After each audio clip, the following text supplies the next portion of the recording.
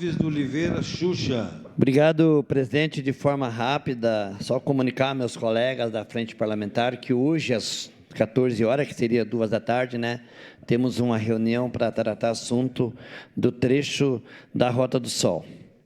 Preocupado com os diversos acidentes que estão acontecendo na Rota do Sol, não sei o que está acontecendo, aí de Fazenda Souza até ali na Ponte Seca, que falo, está acontecendo diversos acidentes, daí tomamos a iniciativa de hoje fazer uma reunião e ouvir os membros, os vereadores que são da Frente Parlamentar. Então, em nome da comissão, em nome da Frente Parlamentar em defesa da Rota do Sol e BR-116, queremos convidar todos os membros aí da Frente Parlamentar para que nós hoje se reúna ali na sala das comissões do vereador Adelar Bertucci, aonde estaremos se reunindo e ouvindo a cada um vereador, ouvindo atentos e traçando meta para que nós façamos uma visita em bloco, todos nós visitamos em bloco, os pontos mais críticos da Rota do Sol, para que nós possamos, então,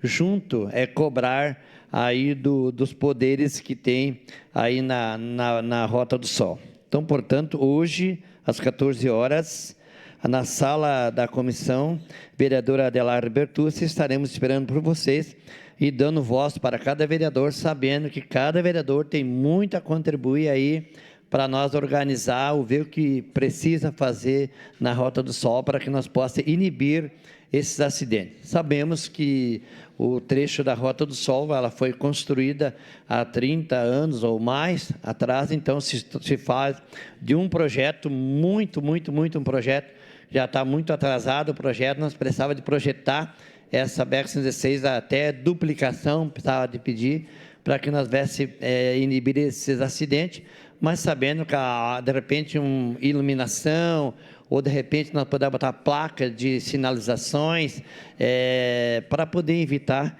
esses acidentes. Nessa sexta-feira, ali próximo à Fazenda Souza, aconteceu um acidente com morte, onde um Fiat, melhor dizendo, onde um Gol branco invadiu a pista contrária e veio bater de frente com a caminhonete rural e um Jeep, né?